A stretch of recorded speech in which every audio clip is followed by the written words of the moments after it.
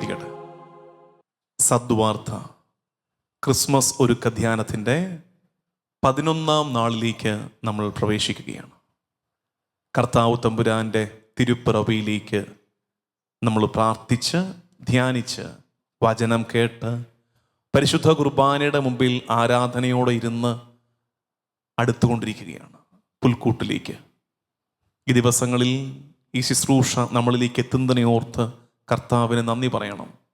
പ്രത്യേകിച്ച് ഞാൻ എപ്പോഴും ഓർക്കാറുള്ളത് ഭവനങ്ങളിലായിരിക്കുന്ന മനുഷ്യർക്ക് എന്ന് വെച്ചാൽ വീടിൻ്റെ അകത്തളങ്ങളിലേക്ക് പരിമിതപ്പെട്ടു പോയവർക്ക്, അവർക്ക് പള്ളിയിലേക്ക് പോകാൻ ഭയങ്കര ആഗ്രഹമാണ്, വചനം കേൾക്കാൻ കൊതിയാണ്, പരിശുദ്ധ കുർബാനയുടെ മുമ്പിൽ ഇരിക്കാൻ ഏറെ ആഗ്രഹമുണ്ട്. പക്ഷേ എന്തെങ്കിലുമൊക്കെ സാഹചര്യം, ഒരു പക്ഷേ ശാരീരിക ക്ലേശങ്ങൾ, വാർദ്ധക്യത്തിൻ്റെ ബുദ്ധിമുട്ടുകൾ, അതുമല്ലെങ്കിൽ പള്ളിയിലേക്ക് കൊണ്ടുപോകാൻ ആരുമില്ല, അങ്ങനെയൊക്കെ ബുദ്ധിമുട്ടുള്ളവരൊക്കെ ഉണ്ട്. കാരണം ഒരു തലമുറ ഒരുപാട് സുഹൃതം ചെയ്ത, തങ്ങൾക്ക് കർത്താവ് നൽകിയ മക്കളെ വിശുദ്ധിയിൽ വളർത്താൻ ഏറെ പാടുപെട്ട, നന്നായിട്ട് മണ്ണിലും തൊഴിലും ഒക്കെ ചെയ്ത് അധ്വാനിച്ച ഒരു തലമുറയുണ്ട്. ആ തലമുറയുടെ വിശ്രമ കാലഘട്ടമാണിത്.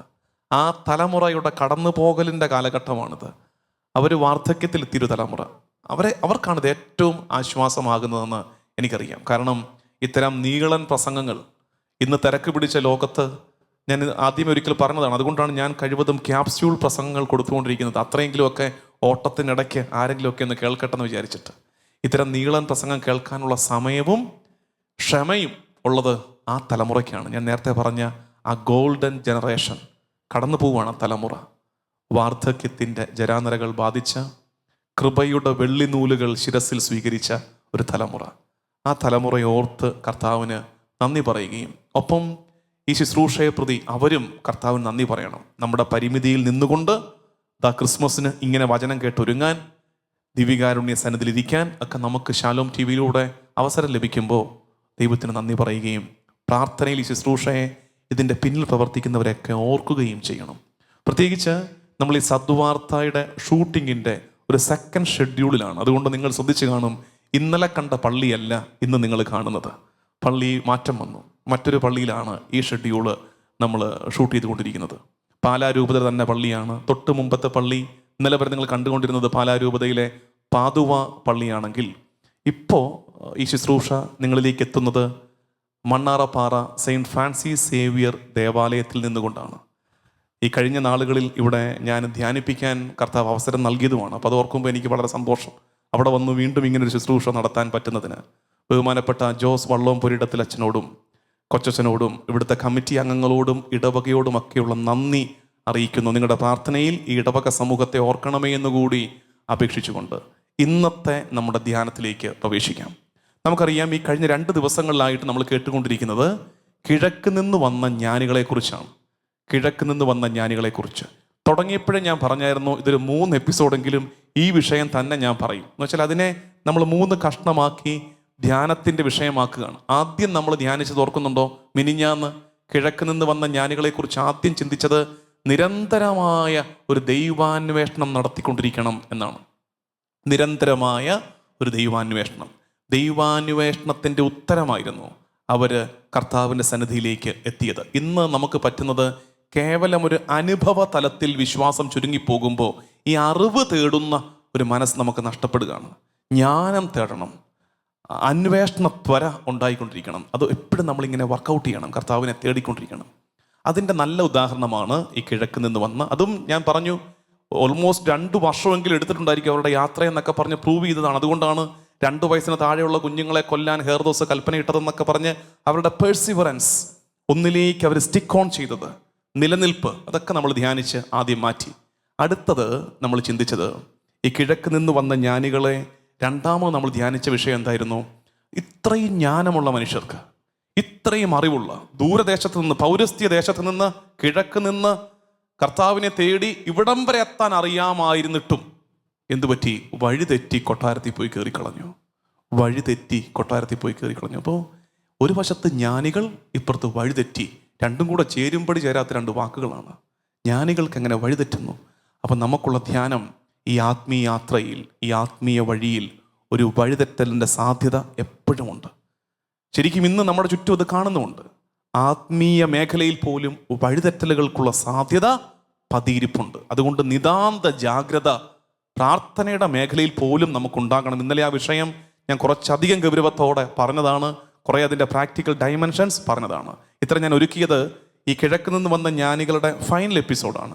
ആ വിഷയം അവരെ നമ്മൾ ധ്യാനിക്കുന്നതിൻ്റെ അവസാനത്തെ എപ്പിസോഡായിട്ട് ഇത് മാറും, ഈ 11ാമത്തെ സദ്വാർത്ത എപ്പിസോഡ്. ഇന്ന് നമ്മൾ ചിന്തിക്കുന്നത് ഒറ്റ വാക്യമാണ്. ബൈബിൾ എടുക്കാം, ഈ വാക്യം വരച്ചിടണം. നമ്മുടെയൊക്കെ ജീവിതത്തിൽ വളരെ നിർണായകമായ സ്വാധീനം ചെലുത്തേണ്ട ഒരു വാക്യമാണിത്. ഒരൊറ്റ വാക്യത്തിലാണ് ഇന്നത്തെ മുഴുവൻ ധ്യാനവും നടക്കുന്നത്. മത്തായി സുവിശേഷം 2-ാം അധ്യായം 12-ാം വാക്യം. മത്തായി സുവിശേഷം 2-ാം അധ്യായം 12-ാം വാക്യം വായിക്കാം. ബൈബിൾ എടുക്ക്, അതിനുള്ള സമയം തരികയാണ്. ബൈബിൾ എടുക്ക്, ഒരു പേന എടുത്ത് അത് വരച്ചിടുകയും ചെയ്യുക. മത്തായി 2:12 ഇങ്ങനെയാണത്: ഹേറോദോസിന്റെ അടുത്തേക്ക് മടങ്ങിപ്പോകരുതെന്ന് സ്വപ്നത്തിൽ മുന്നറിയിപ്പ് ലഭിച്ചതനുസരിച്ച് അവർ മറ്റൊരു വഴിയെ സ്വദേശത്തേക്ക് പോയി. എന്ന് വെച്ചാൽ അവരൊരു വഴിയെ വന്നു. ആ വന്ന വഴിയിൽ ആരുണ്ടായിരുന്നു? ഹെറോദോസ്. വന്നിട്ട് ആരെ കണ്ടു? ഈശോ തമ്പുരാനെ, മറിയത്തെ, യൗസേപ്പിനെ ഭവനത്തിൽ കണ്ടു. കണ്ടു കഴിഞ്ഞിട്ട് സ്വർഗം അവരെ സ്വാധീനിച്ചു. ആ കണ്ടുമുട്ടലിൽ സ്വർഗം ഇടപെടുകയാണ്. ദൈവത്തിൻ്റെ മനസ്സ് അവരറിയുകയാണ്. അറിഞ്ഞിട്ട് എന്ത് ചെയ്യുന്നു? അവർ പുതിയൊരു വഴിയെ, മറ്റൊരു വഴിയെ തിരികെ പോയി. ആ മറ്റൊരു വഴിയാണ് ആരാധനയുടെ ഇഫക്റ്റ്. ദൈവദർശനത്തിൻ്റെ മാറ്റ് കാണിക്കുന്നത് ഇവർ തെളിച്ച മറ്റൊരു വഴി, ഇവർ നടന്ന മറ്റൊരു വഴി. അപ്പം ഇന്നത്തെ ധ്യാനം നിങ്ങൾക്ക് കിട്ടുന്നുണ്ടോ? അതായത് നമ്മളെ ഇവർ പഠിപ്പിക്കുന്ന പാഠം, ഈശോയിലേക്ക് എത്തുന്നുണ്ട്. ഈശോയിലേക്ക് നമ്മൾ എത്തുന്നുണ്ട്. കർത്താവിനെ കൺമുമ്പിൽ കണ്ട് നമ്മൾ ആരാധിക്കുന്നുണ്ട്. പക്ഷെ ആരാധന പൂർണ്ണമാകുന്നത് എപ്പോഴാണ്? ആരാധന പൂർണ്ണമാകുന്നത് വന്ന വഴിയല്ലാതെ മറ്റൊരു വഴിയെ തിരികെ പോകാൻ നിനക്ക് പറ്റുന്നുണ്ടോ? അവിടെയാണ് ആരാധന പൂർണ്ണമാകുന്നതെന്ന് മനസ്സിലാക്കണം. ഞാൻ ഇങ്ങോട്ട് വരുന്ന വഴിക്ക് എൻ്റെ കൂടെ പാടാനുള്ള ഡെനി ഇന്ന് ആരാധനയിൽ സഹായിക്കും. ഡെനിയോട് ഞാൻ പറയുകയായിരുന്നു, പള്ളിയിലേക്ക് പോയ വഴിയെ തിരിച്ചു പോകരുത്, വീട്ടിൽ പോകരുത്. പള്ളിയിലോട്ട് നമ്മൾ ഏത് വഴിയാണോ വന്നേ ആ വഴി ആയിരിക്കും തിരിച്ചു പോകുന്നത്. അപ്പോൾ ഇവൻ ഞെട്ടിയേ, വേറെ വഴിയെ വീട്ടിൽ പോകണമെന്നോ? അതായത് പള്ളിയിലേക്ക് വന്നയാളാകരുത് കർത്താവിനെ കണ്ടിട്ട് ഇറങ്ങിപ്പോകേണ്ടത്. ഉദാഹരണത്തിന് ഞാൻ പറയട്ടെ, കുർബാനയ്ക്ക് വരുന്നതിന് മുമ്പ് ഒരാളോട് വെറുപ്പ് മനസ്സിലുണ്ടായിരുന്നെങ്കിൽ, ഒരാളോട് വെറുപ്പുണ്ട്, ഒരു പക കടപ്പുണ്ട്, വന്നു ഒരുങ്ങി പരിശുദ്ധ കുർബാന അർപ്പിച്ചു, ഈശോയെ കണ്ടു, ഈശോയെ ആരാധിച്ചു, ഈശോയെ സ്വീകരിച്ച് കഴിഞ്ഞ് പുറത്തിറങ്ങിയിട്ടും ആ വെറുപ്പ് അവിടെ തന്നെ ഉണ്ടെങ്കിൽ അതിൻ്റെ അർത്ഥം എന്താ? ആരാധന തോറ്റുപോയി. ദൈവദർശനം നടന്നിട്ടില്ല, കർത്താവിനെ കണ്ടിട്ടില്ല. കർത്താവിനെ കണ്ടു എന്നതിൻ്റെ തെളിവെന്താ? മറ്റൊരു വഴി വെട്ടും തിരികെ പോകാൻ പുതിയൊരു വഴി തിരഞ്ഞെടുക്കും. അല്ലെങ്കിൽ പറ്റുന്നുണ്ടല്ലോ പ്രിയമുള്ളവരെ, നമ്മുടെ ഈ ആരാധനകളെല്ലാം കേവലം കൾട്ടിക്കായിട്ട് മാറുകയാണ്. ഇന്ന് അപകടമുണ്ട്. പൂജാവിധികളുടെ ക്രിസ്തീയത ജീവിച്ച് തീർന്നു പോകാൻ നമ്മൾ ഒരു വശത്ത് കൾട്ടിക് ക്രിസ്ത്യാനിറ്റിയാണ്. ആരാധനാ അനുഷ്ഠാനങ്ങളുടെ പൂജാവിധികളുടെ ഒരു ക്രിസ്തീയത ജീവിക്കുന്നു. അത് വേണം. കാരണം എന്താ? കർത്താവിനെ കാണുമ്പോൾ സ്വാഭാവികമായി ഉയരേണ്ട ആരാധന സഭയിൽ ഏറ്റവും ഭംഗിയായിട്ട് നമ്മൾ നടത്തണം. പക്ഷെ ആരാധനയുടെ ഇഫക്റ്റീവ്നെസ് അറിയേണ്ടത് ഈ ആരാധന കഴിഞ്ഞിട്ട് നീ ആരാണ് എന്നതാണ്. ആരാധനയുടെ ഇഫക്റ്റീവ്നെസ് എന്തുമാത്രം കണ്ണു നിറഞ്ഞുവെന്നോ, എത്രമാത്രം കൈപൊക്കി പിടിച്ച് സ്തുതിച്ചുവെന്നുള്ളതോ, എത്രമാത്രം സ്വരം ഉയർന്നു എന്നതോ അല്ല. ആരാധനയുടെ ഇഫക്റ്റീവ്നെസ് ആരാധന കഴിഞ്ഞിട്ട് നീ ആരാണ്, ആരാധന കഴിഞ്ഞ് നീ ഏതു വഴിയെ നടക്കുന്നു. അവിടെയാണ് മിശിഹാ ദർശനം പൂർണ്ണമാകുന്നത്, അർത്ഥവത്താകുന്നത് എന്ന് തിരിച്ചറിയണം. ഇപ്പോൾ ഈ സദ്വാർത്ത എപ്പിസോഡ് പോലും ചിലർ പറയും, അച്ഛാ നല്ലതാണ്, ചിലരൊക്കെ എന്നെയും കോൺടാക്ട് ചെയ്യുന്നുണ്ട്, അച്ഛാ നല്ലതാണ്, വചനമൊക്കെ ഞങ്ങളിങ്ങനെ കേട്ടിരിക്കുന്നുണ്ട് അച്ഛോ, അത് നല്ല ഭംഗിയായിട്ട് ഞങ്ങൾ ആ സുവിശേഷമൊക്കെ ധ്യാനിക്കുന്നുണ്ട്, ക്രിസ്മസ് ഞങ്ങൾ മുഴുവൻ റീക്രിയേറ്റ് ചെയ്യുന്നുണ്ട്, ആദ്യമായിട്ട് കേൾക്കുന്ന പോലെ ഓരോന്നും കേട്ട് മനസ്സിലാക്കുന്നുണ്ട്. നല്ലത്, കേൾക്കുമ്പോൾ എനിക്കൊരു സന്തോഷം. ആരാധന ഞങ്ങൾ നന്നായിട്ട് കൂടുന്നുണ്ട് അച്ഛോ, ഈ ഷോയെ മുമ്പിൽ കാണുന്നുണ്ട്, നല്ല കാര്യം. പക്ഷെ അതേൽ അഭിരമിച്ച് തീർന്നു പോകരുത് നമ്മൾ. ഇത് കഴിഞ്ഞിട്ട് നീ ആരാ? ഇന്നലെ വരെ പറഞ്ഞൊരു വാക്ക് ഇന്ന് പറയാതെ പൂട്ടിവെക്കുന്നുണ്ടോ നീ? ആ കെട്ട വാക്ക് നാവിൽ നിന്ന് മാറ്റുന്നുണ്ടോ? ഇന്നലെ വരെ ചെയ്തുകൊണ്ടിരുന്നൊരു പാപത്തിൽ നിന്ന് ഇന്ന് നീ പുറത്ത് കടന്നിട്ടുണ്ടോ? അത് കടന്നാലാണ് ഇതിനർത്ഥമുള്ളത്. ഈശോയെ കണ്ടവരൊക്കെ നിങ്ങൾ നോക്കുകയും നമുക്ക് സുവിശേഷത്തിലൊരു യാത്ര പോകാം, ഓടിപ്പിടിച്ചൊരു യാത്ര പോകാം. സുവിശേഷത്തിൽ എവിടൊക്കെ ഈശോയെ ആത്മാർത്ഥതയോടെ ജനം കണ്ടുമുട്ടിയിട്ടുണ്ടോ? അങ്ങനെ കണ്ടുമുട്ടിയവരിലൊക്കെ ജീവിതത്തിൻ്റെ നിലവാരത്തിലും നിലപാടിലും മാറ്റം വന്നിട്ടുണ്ട്. ശ്രദ്ധിക്കേണ്ടതാണ്. അവർക്ക് കേവലം ഒരു സൗഖ്യം കിട്ടി അതല്ല. അങ്ങനെ ഒത്തിരി പേരുണ്ട്. അന്ധര്, മുടന്ധര്, കുഷ്ഠരോഗികൾ, അങ്ങനെ ഒത്തിരി പേരുണ്ട്. പക്ഷെ അതല്ല. അതിനേക്കാൾ ഉപരി പേരുള്ള, കൃത്യമായിട്ട് മെൻഷൻ ചെയ്തിരുന്ന ചില മനുഷ്യരുണ്ട്. അവരുടെ പ്രത്യേകത, അവർക്ക് കേവലം സൗഖ്യത്തിൻ്റെ പാത്രമായി എന്നത് മാത്രമല്ല അവരുടെ പ്രത്യേകത, അവരുടെ ജീവിതത്തിൻ്റെ നിലവാരത്തിലും നിലപാടിലും വ്യത്യാസം വന്നിട്ടുണ്ട്. അങ്ങനത്തെ മനുഷ്യരെ നമ്മൾ മാതൃകയാക്കണം സുവിശേഷത്തിൽ നിന്ന്. അവിടെയാണ് ഈ എൻകൗണ്ടർ മീനിങ് ഫുൾ ആകുന്നത്, കർത്താവുമായുള്ള കണ്ടുമുട്ടലിന് അർത്ഥമുണ്ടാകുന്നത്. ആരുടെയെങ്കിലുമൊക്കെ പേര് വീട്ടകത്തിരുന്ന് പറയാൻ പറ്റും. നോക്കിക്കേ, വീട്ടകത്തല്ല, ഒറ്റയ്ക്കിരുന്ന് അച്ചോ കേൾക്കുന്നത് കൊണ്ട് ആരോടും പറയാനില്ല, സാരമില്ല, ഓർത്തെടുത്ത് നോക്കിക്കേ. ഒരു 2 പേരെങ്കിലും കിട്ടിയില്ലെങ്കിൽ നമ്മുടെ സുവിശേഷ ജ്ഞാനം വളരെ കുറവാണെന്ന് തിരിച്ചറിയണേ. അതായത് സുവിശേഷത്തിൽ ആകമാനം ഓർത്തിട്ട് ഈശോയെ കണ്ടു കഴിഞ്ഞ് ജീവിതത്തിൻ്റെ നിലവാരത്തിലും നിലപാടിലും മാറ്റം വന്ന ഒരു 2 പേരുടെയെങ്കിലും പേര് ഓർത്തെടുക്കാൻ പറ്റും. നോക്കിക്കേ, 2-3 പേര് ഒരുമിച്ചിരുന്ന് കേൾക്കുന്ന കുടുംബങ്ങളൊക്കെ ഉണ്ട്. ചിലർ പറഞ്ഞു വെച്ചാൽ ഞങ്ങൾ വീട്ടുകാർ ഒരുമിച്ചിരുന്ന ഇത് കേൾക്കുന്നത്, നല്ല കാര്യം. അങ്ങനെ ഉണ്ടെങ്കിൽ വേഗം അങ്ങോട്ടും ഇങ്ങോട്ടും പറഞ്ഞ് 2 പേര് ഈശോയോടുള്ള കണ്ടുമുട്ടൽ, ജീവിത നിലവാര വ്യത്യാസം. ഒത്തിരി പേരുണ്ട് പ്രിയമുള്ളവരെ. ഏറ്റവും അധികം മനസ്സിലേക്ക് വരാൻ സാധ്യതയുള്ള ഒരു പേരാരുടെയാ? സക്കൈവൂസ്. മരത്തേൽ അള്ളി പിടിച്ച് കയറി കർത്താവിനെ കണ്ടു. നമ്മളായിരുന്നെങ്കിൽ ആ കണ്ടത് കൊണ്ട് അങ്ങ് തൃപ്തിപ്പെട്ടേനെ. കർത്താവ് പറയുന്നു, വന്നേ വീട്ടിലോട്ട് പോകാം. വിളിച്ച് വീട്ടിൽ പോയി ഭക്ഷണമൊക്കെ കൊടുക്കുന്നു. ചിലപ്പോൾ നമ്മളാണെങ്കിൽ അവിടെ കൊണ്ടും തീർന്നേനെ. പിന്നെ നമ്മൾ ബാനർ അടിച്ച് വെച്ചേനെ, ഈശോ വിസിറ്റ് ചെയ്ത വീട് എന്ന് പറഞ്ഞൊരു ഫ്ലെക്സ് ഒക്കെ വെച്ചേനെ. പക്ഷേ സക്കേവൂസിൻ്റെ ഈശോയുമായുള്ള കണ്ടുമുട്ടലിൻ്റെ ഗുണം അറിയുന്ന എവിടെയാ? അവൻ്റെ നിലപാടിൽ മാറ്റം വന്നു. നോക്കിക്കേ, ആ കണ്ടുമുട്ടൽ, ആ പേഴ്സണൽ എൻകൗണ്ടർ സക്കേവൂസിനെ മാറ്റിയെടുത്തൊരു രീതി കണ്ടോ? സക്കേവൂസ് പറയുകയാണ്, എൻ്റെ സ്വത്തിൻ്റെ പകുതി ദരിദ്രർ കൊടുക്കുന്നു, വഞ്ചിച്ചെടുത്തത് 1/4 ഇരട്ടിയായി തിരികെ കൊടുക്കുന്നു. ഒരാളുടെ നിലപാടിൽ വന്ന മാറ്റമാണ് അയാളുടെ ആരാധനയുടെ അർത്ഥം വെളിപ്പെടുത്തുന്നത്. ഇനിയുണ്ട് 2 ശിഷ്യന്മാർ. യോഹന്നാൻ സുവിശേഷം അനുസരിച്ച് ഈശോ നേരിട്ട് വിളിക്കുന്ന ഏക ശിഷ്യൻ ഫിലിപ്പോസാണ്. വേറെ ആരെയും ഈശോ വിളിച്ചിട്ടില്ല. ബാക്കിയുള്ളവരെല്ലാം ഇങ്ങനെ ഓരോരുത്തരായിട്ട് വന്നു ചേർന്നതാണ്. അതിനകത്ത് ആദ്യം വരുന്ന 2 പേരുണ്ട്. സ്നാപക യോഹന്നാന്റെ ശിഷ്യന്മാർ. അവർ ഈ സ്നാപക യോഹന്നാന്റെ കൂടെ നിൽക്കുമ്പോൾ യോഹന്നാൻ പറയുക, ലോകത്തിന്റെ പാപം നീക്കുന്ന ദൈവത്തിന്റെ കുഞ്ഞാണ്. ഈ 2 എണ്ണം ഈശോയുടെ പുറകെ പോയി കണ്ടുമുട്ടി. ഈശോ പറയുന്നു, വന്നു കാണുക. അങ്ങ് എവിടെ വസിക്കുന്നു ഗുരു ചോദിച്ചു. പറഞ്ഞു, വന്ന് കാണുക. വന്ന് കണ്ടു. കണ്ടുമുട്ടൽ നടന്നു. പിറ്റേ ദിവസം ഇവർ ചെന്നിട്ട് പത്രോസിനോട് പറയുന്നു, അന്ത്രയോസ് എന്ന് പറയുന്നു, ഞങ്ങൾ മിശിഹായെ കണ്ടു. ആ കണ്ടുമുട്ടൽ ഒരാളിൽ വരുത്തുന്ന മാറ്റമാണ്. പ്രകാശം കണ്ടതുപോലെ മിഴി തുറന്നവൻ പറയുകയാണ്, ഞങ്ങൾ മിശിഹായെ കണ്ടു. ക്വാളിറ്റിയിൽ വ്യത്യാസം വന്നു, പ്രഘോഷകനായി. ഇനിയുണ്ട് സമരിയാക്കാരി സ്ത്രീ ഈശോയെ കണ്ടുമുട്ടിയപ്പോൾ അവൾ അത്ര വെടിപ്പുള്ളൊരു പശ്ചാത്തലത്തിൽ നല്ല വരുന്നത്. അതായത് അതുകൊണ്ടാണ് കുത്തി എഴുതി വെച്ചിരിക്കുന്നത്, അവൾക്ക് 5 ഭർത്താക്കന്മാരുണ്ടായിരുന്നു, ഇപ്പോഴുള്ളവൻ അവളുടെ ഭർത്താവല്ല. അത്ര വെടിപ്പുള്ളൊരു പശ്ചാത്തലത്തിൽ നല്ല അവൾ വരുന്നതെങ്കിലും കർത്താവിനെ കാണുന്നു. ആ കണ്ടുമുട്ടൽ, ആ സംസാരം, കോൺവെർസേഷൻ, ആ വെള്ളം കോരി തരണോ അല്ലെങ്കിൽ നീ കുടിക്കുവോ എന്നൊക്കെയുള്ള വളരെ സാധാരണമായ സംസാരങ്ങൾ. ആ സംസാരത്തിന്റെ ഒടുക്കം അവൾ ചോദിക്കുന്നു, ഞങ്ങൾ എവിടെയാണ് ആരാധിക്കേണ്ടത്? നോക്കിക്കേ, സാധാരണഗതിയിൽ ആരംഭിച്ച ഒരു സംസാരത്തിന്റെ ഒടുക്കം അവളെ കൊണ്ട് ചോദിപ്പിക്കുകയാണ്, ഞങ്ങൾ എവിടെയാണ് ആരാധിക്കേണ്ടത്? കർത്താവ് വലിയൊരു വെളിപ്പെടുത്തൽ കൊടുക്കുന്നു. ആ മലയിലോ ഈ മലയിലോ അല്ല, ആത്മാവിലും സത്യത്തിലും ആരാധിക്കുന്ന കാലം വരാൻ പോകുന്നു. ഒടുക്കം ഇവളെ ആരാക്കുന്നു? ഈശോ ഇവളെ പ്രേക്ഷിതയാക്കുന്നു. ഇവള് പോയിട്ടൊരു ഗ്രാമത്തെ മുഴുവൻ കർത്താവിലേക്ക്, ഒരു പക്ഷേ ആദ്യത്തെ മിഷണറി അവളായിരിക്കും. പരിശുദ്ധ കന്യകാമറിയം എലിസബത്തിന്റെ വീട്ടിലോട്ടൊക്കെ പോയെങ്കിലും ഒരു സമൂഹത്തെ മുഴുവൻ കർത്താവിലേക്ക് കൂട്ടിക്കൊണ്ടുവന്ന ആദ്യത്തെ ആള് സമരിയക്കാരി സ്ത്രീ ആയിരിക്കും. അവളിൽ വന്ന മാറ്റം കണ്ടോ? ക്വാളിറ്റേറ്റീവ് ഡിഫറൻസ്, ഒരാളുടെ ലൈഫിൽ വരുന്ന മാറ്റം. ഇനിയുണ്ട്, ഇങ്ങനെ എണ്ണിയെടുത്ത ഇഷ്ടം പോലെ ഉണ്ട് പ്രിയമുള്ളവരെ. സുവിശേഷത്തിൽ ഈശോയെ കണ്ടുമുട്ടിയിട്ട് ആ കണ്ടുമുട്ടലിൻ്റെ തുടർച്ചയായി ജീവിതത്തിൻ്റെ നിലവാരത്തിലും നിലപാടിലും മാറ്റം വന്നവർ. ശരിക്കും നമ്മൾ ചോദിക്കേണ്ട ഒരു ചോദ്യം അതാണ്, എത്ര പരിശുദ്ധ കുർബാന അർപ്പിച്ചു? ഓരോ പരിശുദ്ധ കുർബാന കഴിഞ്ഞിട്ടും ഒരു കാര്യത്തിൽ മാറ്റം വന്നാൽ മതിയായിരുന്നല്ലോ, നമ്മളൊക്കെ ഇന്ന് എന്തോരം വിശുദ്ധി അനുഭവിച്ചു തുടങ്ങിയേനെ. ഓരോ പരിശുദ്ധ കുർബാനയ്ക്ക് ശേഷവും ഒരു കാര്യം, ഈ വാക്ക് ഞാൻ ഇനി പറയില്ല, ഈ പ്രവൃത്തി ഞാൻ ഇനി ചെയ്യില്ല, ഈ ദ്രോഹം എൻ്റെ ജീവിതത്തിൽ ഇനി മറ്റൊരാളുടെ മേൽ ഉണ്ടാകില്ല. കൊച്ചു കൊച്ചു തീരുമാനങ്ങൾ എടുത്തിരുന്നെങ്കിൽ എന്നേ വിശുദ്ധി നമ്മൾ അനുഭവിച്ചും അറിഞ്ഞും തുടങ്ങിയേനെ.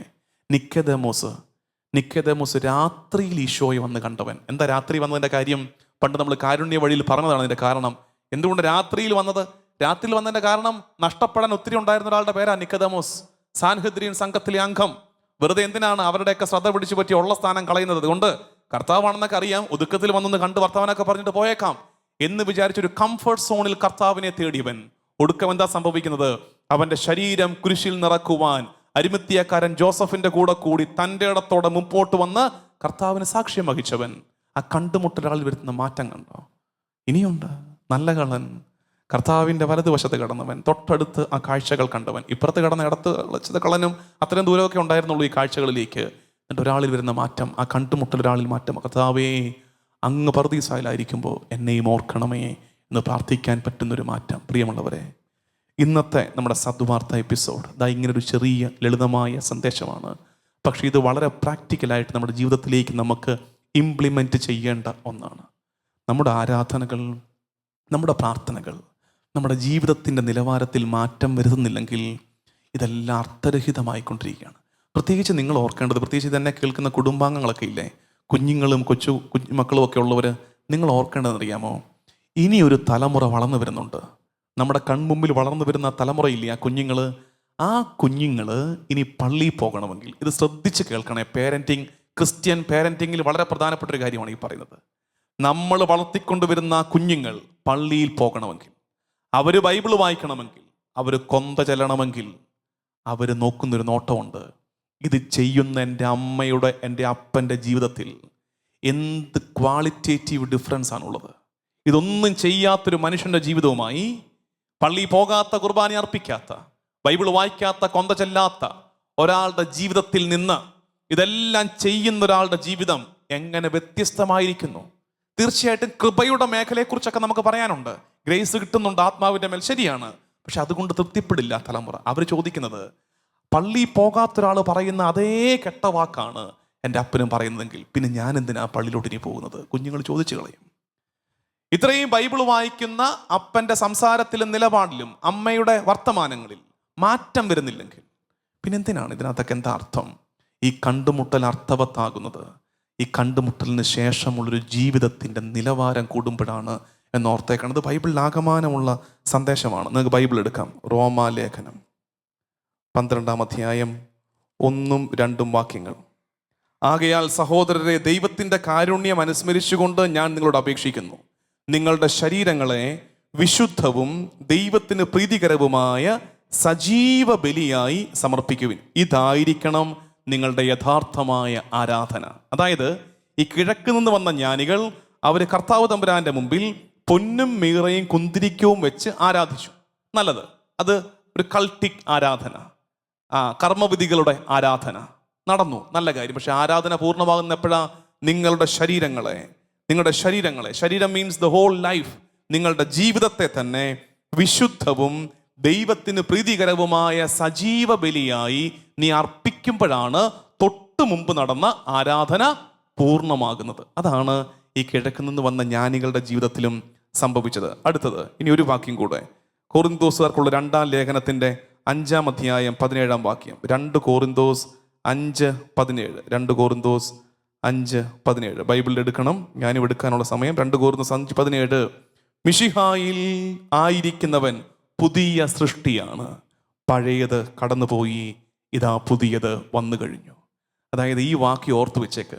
ഓരോ തവണയും പള്ളി വന്ന് പരിശുദ്ധ കുർബാന അർപ്പിച്ചിട്ട് പുറത്തോട്ട് ഈ വാതിൽ വഴി അങ്ങോട്ട് ഇറങ്ങുമ്പോൾ മനസ്സിൽ പറയേണ്ടതാണ്, മിശിഹായിൽ ആയിരിക്കുന്നവൻ. എന്താ അത്? പരിശുദ്ധ കുർബാന അർപ്പണം എന്താണ്? കുർബാന സ്വീകരണം എന്താണ്? Holy communion. നമ്മൾ കർത്താവിൽ ലയിച്ചു. കർത്താവ് നമ്മളിൽ വന്നു എന്നുള്ളത് വളരെ മിനിമം തോട്ടാണത്. കർത്താവ് നമ്മളിലേക്ക് വന്നു എന്നതിനേക്കാൾ നമ്മളെ അവൻ്റെ ഭാഗമാക്കുകയാണ്. മിശിഹാ രഹസ്യങ്ങളുടെ ഭാഗമാക്കി നമ്മളെ മാറ്റി എന്ന് വെച്ചാൽ എന്താ അർത്ഥം? മിശിഹായിൽ ആയിരിക്കുന്നവൻ പുതിയ സൃഷ്ടിയാണ്. അപ്പൊ ഇറങ്ങുമ്പോൾ പറയണം, മനസ്സിൽ പറയണം, പഴയത് കടന്നുപോയി, ഇതാ പുതിയത് വന്നു കഴിഞ്ഞു. ഓരോ ദിവസവും പരിശുദ്ധ കുർബാനയെ അർപ്പിത്തിരിച്ച് വീട്ടിൽ കയറുമ്പോൾ നമ്മൾ പറഞ്ഞു കയറേണ്ട വാക്യം ഇതാണ്: പഴയത് കടന്നുപോയി, ഇന്നലെ വരെ കണ്ട അപ്പൻ കഴിഞ്ഞു, ഇത് പുതിയ അപ്പനാണ്. എന്ന് വെച്ചാൽ എന്താ? കർത്താവിലായിരിക്കുന്ന, മിശിഹായിൽ അഭയം പ്രാപിച്ചിരിക്കുന്ന, അവനിൽ ലയിച്ച ഒരു പുതിയ അപ്പൻ, ഒരു പുതിയ അമ്മ. ആ മാറ്റം നമ്മുടെ ജീവിതത്തിൽ ഉണ്ടാകട്ടെ.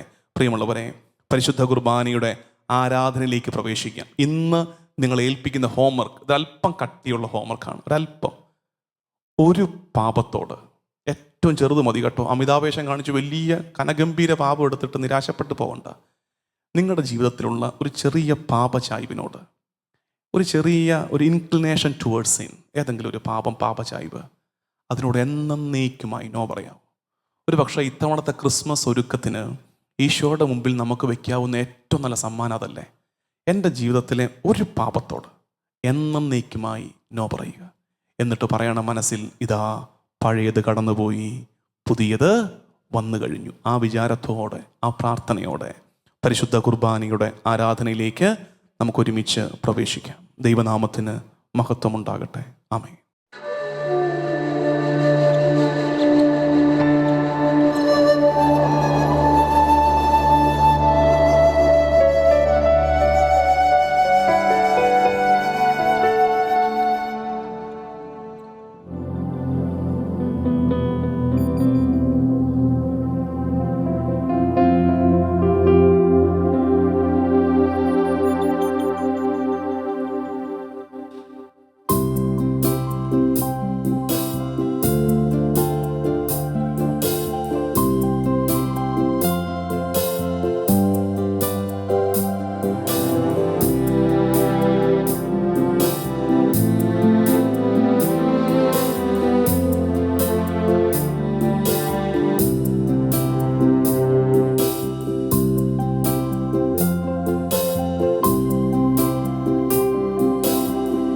വാക്കുകൾ പോരാ പോരാ നാഥാ നിന്നെ ആരാധിക്കാം.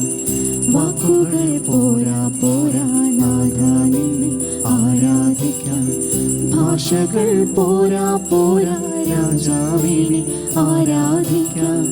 ഭാഷകൾ പോരാ പോരാ രാജാവിനെ ആരാധിക്കാം. യേശുവേ നിന്നെ കാണുവാൻ എൻ്റെ കണ്ണുകൾ പോരാ. യേശുവേ നിന്നെ കേൾക്കുവാൻ എൻ്റെ കാതുകൾ പോരാ. പാടിടുമേ മനമേ മനമേ, വാഴ്ത്തിടുവാൻ ഉണരൂ ഉണരൂ. പാടിടുമേ മനമേ മനമേ, വാഴ്ത്തിടുവാൻ ഉണരൂ ഉണരൂ. പാടിടുമേ മനമേ മനമേ, വാഴ്ത്തിടുവാൻ ഉണരൂ ഉണരൂ. പാടിടുമേ മനമേ മനമേ, വാഴ്ത്തിടുവാൻ ഉണരൂ ഉണരൂ.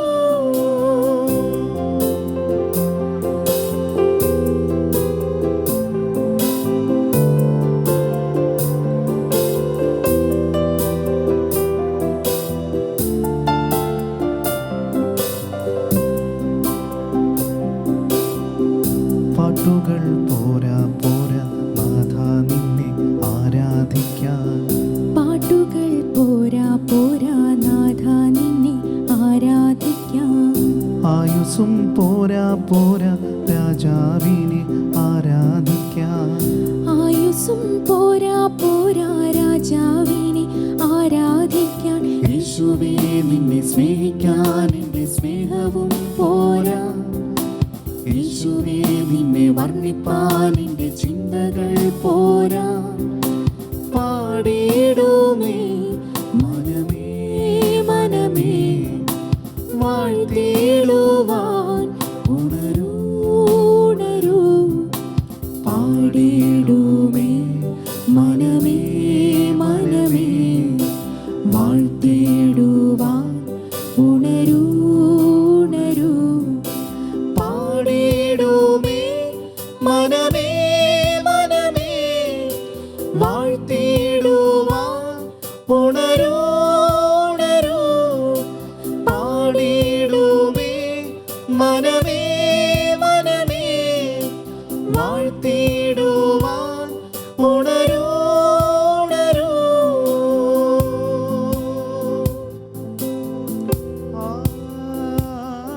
ഈശോയെ, പരിശുദ്ധനായവനെ, നിനക്ക് ആരാധന. കർത്താവേ, നിന്റെ സാന്നിധ്യത്തിന് നിനക്ക് നന്ദി അപ്പാ. ഈ ദിവസങ്ങളിൽ വചനത്തിലൂടെ ഞങ്ങളോട് സംസാരിക്കുന്നതിനെ ഓർത്തു. പരിശുദ്ധ കുർബാനയിൽ നിന്റെ സാന്നിധ്യം ഇങ്ങനെ അറിയിക്കുന്നതിനെ ഓർത്തു കർത്താവേ നിനക്ക് നന്ദി. ദൈവജനമേ, നമ്മുടെ കുടുംബങ്ങളിൽ, നമ്മുടെ വീട്ടകങ്ങളിൽ നമുക്ക് ഈശോയെ സ്തുതിക്കാനൊരുങ്ങാം. സാധിക്കുന്നവരൊക്കെ, ആരോഗ്യമുള്ളവരൊക്കെ മുട്ടിന്മേൽ നിന്ന് ഇരുകരങ്ങളും ചെറുതായി ഉയർത്തി അത്യുന്നതനെ, പരിശുദ്ധനെ കൺമുമ്പിൽ കണ്ട് അവൻ്റെ അധികാരത്തെ, അവൻ്റെ സർവശക്തിയെ, അവൻ്റെ മഹത്വത്തെ ഏറ്റുപറഞ്ഞ് വലിയ എളിമയോടെ നമുക്കൊരല്പനേരം ഈശോയെ സ്തുതിച്ച് പ്രാർത്ഥിക്കാം. ഹല്ലേലൂയ. ഈശോയെ നന്ദി, ആരാധന. കർത്താവേ നിനക്ക് മഹത്വം ഈശോയെ. ഹല്ലേലൂയ. ഈശോ ആരാധന കർത്താവേ. ഈശോയെ, ഈശോയെ. Hallelujah, hallelujah. എൻ്റെ കർത്താവേ, ബലഹീനരായ ഞങ്ങളുടെ പ്രാർത്ഥനകൾ മുമ്പാകെ സമർപ്പിക്കുന്നു. ഈശോ ആരാധന, ആരാധന, ആരാധന, ആരാധന. ഈശോയെ, ഈശോയെ ആരാധന കർത്താവേ. ഈശോയെ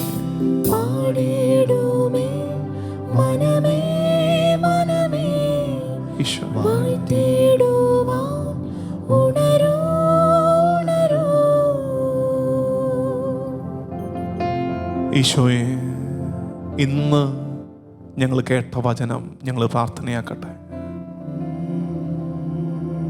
നിന്നെ കാണാനെത്തിയ ജ്ഞാനികൾ നിന്നെ കണ്ട് ആരാധിച്ച ശേഷം മറ്റൊരു വഴിയെ മടങ്ങിപ്പോയി എന്നതായിരുന്നു കർത്താവേ ഇന്നത്തെ ഞങ്ങളുടെ ധ്യാനം. ഞങ്ങളുടെ ആരാധനകളിൽ സംഭവിക്കുന്ന അപകടം ഞങ്ങൾ തിരിച്ചറിയുകയായിരുന്നു. തിരുമുമ്പാകെ സമയം ചെലവഴിച്ചു കഴിഞ്ഞിട്ടും നിന്റെ വചനമേറെ കേട്ടിട്ടും ആരാധന ഉയർത്തിയിട്ടും ഒടുക്കം ഞങ്ങൾ മടങ്ങുന്ന വഴിയും ഞങ്ങൾ എത്തുന്ന ഇടവും ഞങ്ങൾ വന്ന വഴിയും പുറപ്പെട്ട ഇടവും തന്നെയായി പോകുന്നു. കർത്താവേ, ഒരു വശത്ത് പ്രാർത്ഥനകൾക്ക് പഞ്ഞമില്ല കർത്താവേ, വചന ശ്രവണത്തിന് പഞ്ഞമില്ല, ഇതെല്ലാം ഭംഗിയായി നടക്കുന്നുണ്ട്. ഭക്താഭ്യാസങ്ങളേറെ ഞങ്ങൾ ചെയ്യുന്നുണ്ട്. പരിശുദ്ധ കുർബാന പറ്റാവുന്നിടത്തോളം താല്പര്യത്തോടെ ഞങ്ങൾ അർപ്പിക്കുന്നുണ്ട്. പക്ഷേ ഇതൊന്നും ജീവിതത്തിലേക്ക് പടരുന്നില്ല കർത്താവേ. ഞങ്ങൾക്ക് പറ്റുന്നൊരു വീഴ്ച ഞങ്ങൾ തിരിച്ചറിയുകയായിരുന്നു. ഏതവസ്ഥയിൽ നിന്ന് നിന്നെ ആരാധിക്കാൻ, നിന്നെ കാണാൻ വന്നോ അതേ അവസ്ഥയിലേക്കാണ് ഞങ്ങൾ മടങ്ങിപ്പോകുന്നതെങ്കിൽ ഞങ്ങളുടെ ആരാധന പരാജയപ്പെട്ടു പോകുന്നുവെന്ന് ഞങ്ങൾ തിരിച്ചറിയട്ടെ ഈശോയെ. പലപ്പോഴും ഞങ്ങളുടെ പ്രാർത്ഥനകളും ഞങ്ങളുടെ ആരാധനകളുമൊക്കെ തന്നിഷ്ടം നടപ്പിലാക്കാനുള്ള ശ്രമങ്ങളായിരുന്നു. ഈശോ ഇന്ന് ആത്മീയതയായി ഞങ്ങൾ ധരിച്ചു വച്ചിരിക്കുന്നത് ഞങ്ങളുടെ ഇഷ്ടങ്ങളെ നടപ്പിലാക്കാനുള്ള ഒരു സങ്കേതമായിട്ടാണ്, ഒരിടമായിട്ടാണ്. തീരുമാനങ്ങളൊക്കെ ഞങ്ങൾ എടുത്തിട്ട് ആ തീരുമാനങ്ങളുടെ മേൽ ദൈവാനുഗ്രഹം പെയ്തിറങ്ങാനുള്ള നിലവിളിയായി ഞങ്ങളുടെ പ്രാർത്ഥനകൾ ചുരുങ്ങിപ്പോകുന്നു. ഈശോയെ, ഞങ്ങൾ ഇന്ന് തിരിച്ചറിയുന്നുണ്ട്. ആയുസിന്റെ ഈ ഘട്ടത്തിൽ ഞങ്ങൾ തിരിച്ചറിയുന്നുണ്ട്, ദൈവേഷ്ടമാണെന്ന് കരുതി ചെയ്ത പലതും ദൈവേഷ്ടമല്ലായിരുന്നു. ഈശോയെ, സമ്പാദ്യമാണെന്നും ജീവിതത്തിന്റെ മെച്ചമാണെന്നും ധരിച്ച പലതും ഞങ്ങൾക്ക് സന്തോഷം തന്നിട്ടില്ല കർത്താവേ. ഇന്നെങ്കിലും ഇനിയെങ്കിലും സ്വന്തം വഴികൾ ത്യജിച്ചിടുവൻ. വന്ന വഴികളെ, പാപത്തിൻ്റെ ഇടങ്ങളെ, പാപചായ്വിൻ്റെ സൗഹൃദങ്ങളെ, മേഖലകളെ തള്ളിപ്പറയണ്ടേ. ഇന്നെങ്കിലും ഇനിയെങ്കിലും സ്വന്തം വഴികൾ ത്യജിച്ചിടുവിൻ. ഒരു പുതിയ വഴി വെട്ടണം, സ്വർഗീയ വഴിയെ. കിഴക്ക് നിന്ന് വന്ന ജ്ഞാനികൾ തിരികെ പോയ വഴിയുടെ പേരാണല്ലോ സ്വർഗീയ വഴി, സ്വർഗം പറഞ്ഞു കൊടുത്ത വഴി. ഞങ്ങളുടെ ജീവിതത്തിലും അങ്ങനെ ഒരു സ്വർഗീയ വഴി വെട്ടി ആ വഴിയെ നടക്കാൻ കൃപയരുളണമേ കർത്താവേ.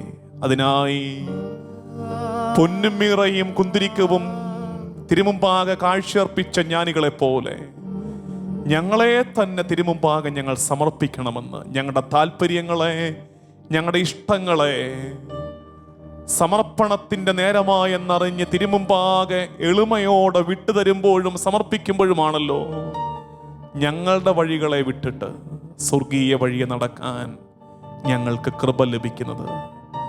ദൈവേഷ്ടമാണെന്ന് കരുതി നീ ചെയ്തതല്ല കുഞ്ഞേ, ദൈവേഷ്ടമല്ലായിരുന്നെന്ന് തിരിച്ചറിയുവൻ.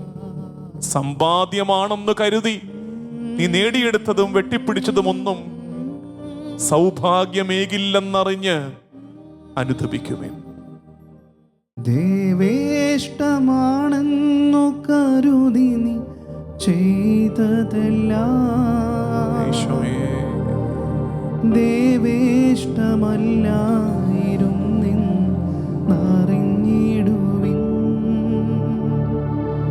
സമ്പാദ്യമാണെന്നു കരുതിയ നേട്ടമെല്ലാം സൗഭാഗ്യമേകില്ല എന്നോർത്തു മനം തുറക്കൂ.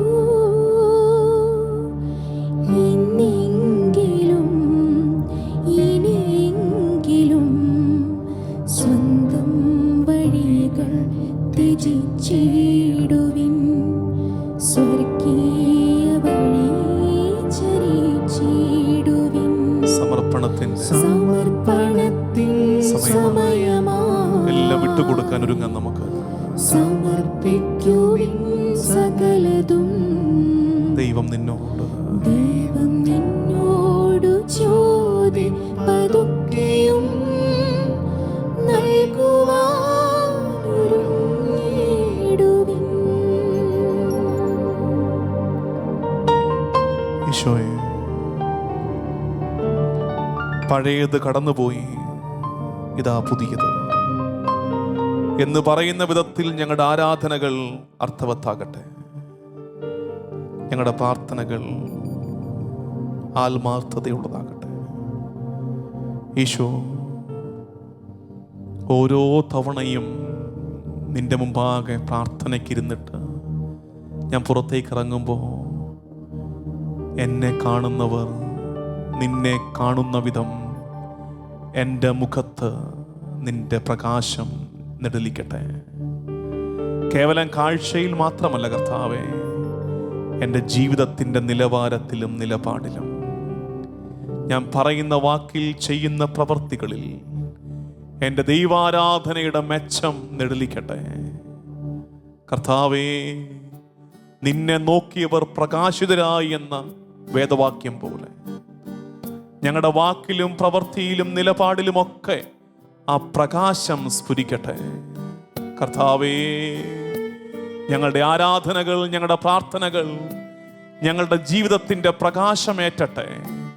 ഇരുട്ടിൻ്റെ ഇടങ്ങളിൽ നിന്ന് ഞങ്ങൾ മാറട്ടെ. ഒരു മാറ്റം, ഒരു നവീകരണം ഞങ്ങളിൽ നടക്കട്ടെ. ഒരു പാപം ഞങ്ങളിൽ നിന്ന് മാറിപ്പോകാൻ ഈ ശുശ്രൂഷ കാരണമാകട്ടെ. കർത്താവേ, ദൈവജനമേ, ഇരുട്ടിൻ്റെ മേഖലകളെ, പാപത്തിൻ്റെ ഇടങ്ങളെ തിരിച്ചറിഞ്ഞ് അതിനെ ഉപേക്ഷിക്കാനുള്ള കൃപ ചോദിക്കാം. കർത്താവേ, നിന്റെ പ്രകാശം എൻ്റെ മുഖത്ത് നിഴലിക്കട്ടെ. എന്നെ കാണുന്നവർ നിന്നെ കാണാൻ തക്കവിധം നീ എന്നിൽ രൂപപ്പെടട്ടെ. ഈശോ, പഴയത് കടന്നു പോകട്ടെ, പുതിയത് ആഗതമാകട്ടെ. പ്രാർത്ഥിക്കാൻ നമുക്ക്.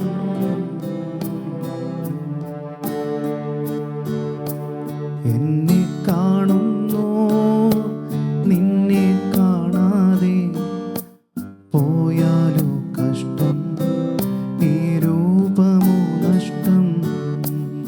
എന്നെ കാണുന്നു നിന്നെ കാണാതെ പോയാലോ കഷ്ടം, ഈ രൂപമോ നഷ്ടം.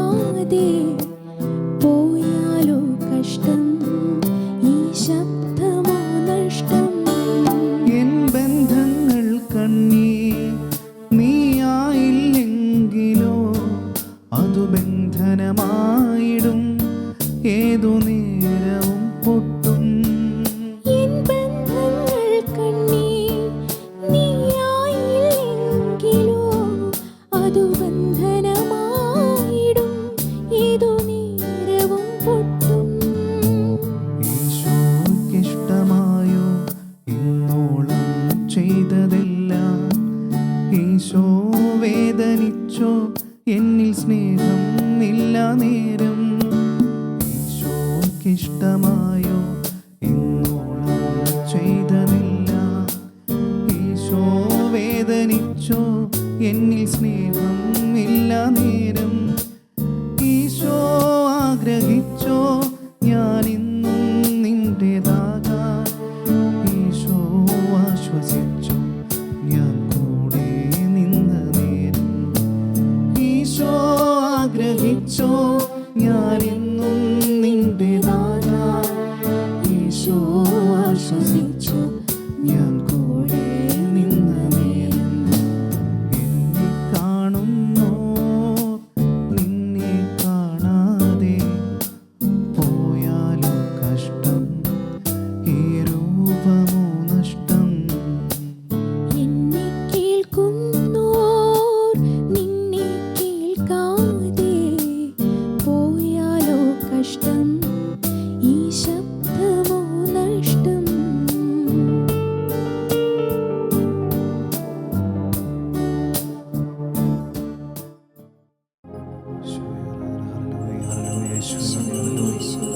കർത്താവേ ആരാധന. Hallelujah, hallelujah, hallelujah. ഈശോയെ ആരാധന കർത്താവേ. ഹല്ലേലൂയ, ഈശോയെ ആരാധന. കർത്താവേ ആരാധന. ഈശോയെ ആരാധന. കർത്താവേ ആരാധന. ഈശോയെ ഹല്ലേലൂയ, ഹല്ലേലൂയ. കർത്താവേ ആരാധന. ഈശോയെ ഹല്ലേലൂയ, ഹല്ലേലൂയ, ഹല്ലേലൂയ. കർത്താവേ കരുണ തോന്നിയിടണമേ.